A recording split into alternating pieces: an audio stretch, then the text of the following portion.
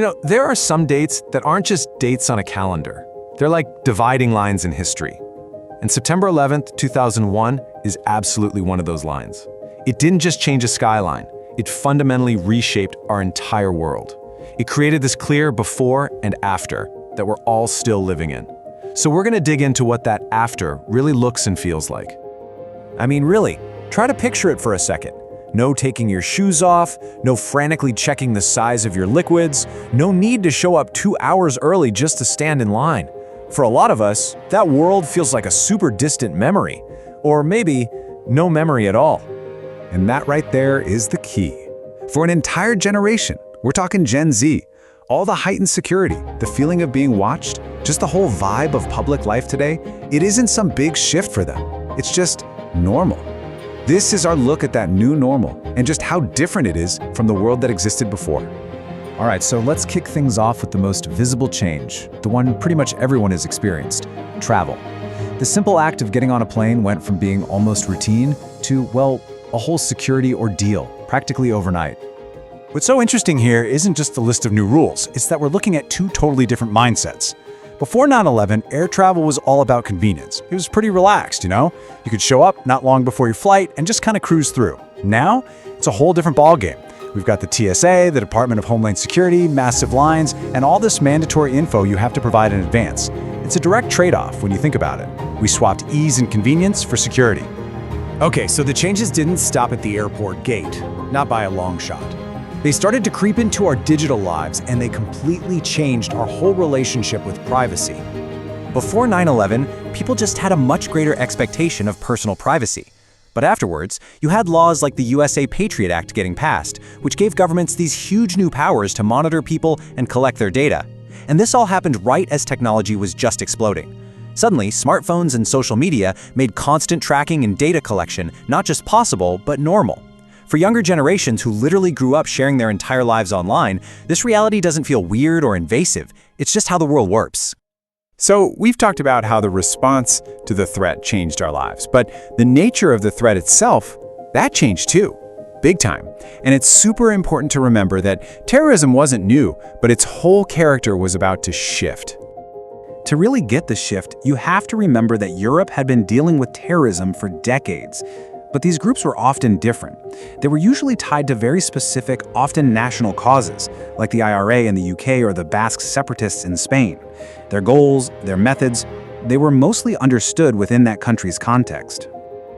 But after 9/11, something new and way more challenging started to pop up: homegrown terrorism. This is when the threat isn't coming from some far-off group, but from people right inside a country, citizens who become radicalized and decide to attack their own society. And this became one of the absolute biggest headaches for security services. And a huge part of this new threat was a change in tactics. Professor Ian Begg really hits the nail on the head here. The terrifying new piece of the puzzle was the rise of suicide attacks. See, in the past, attackers usually planned an escape route. This new willingness of terrorists to die during their attacks, that changed everything. It completely rewrote the risk calculation for everybody. So, faced with this new kind of global, ideologically driven threat, the world had to get its act together and respond. And what we saw was this incredible, unprecedented era of international security cooperation.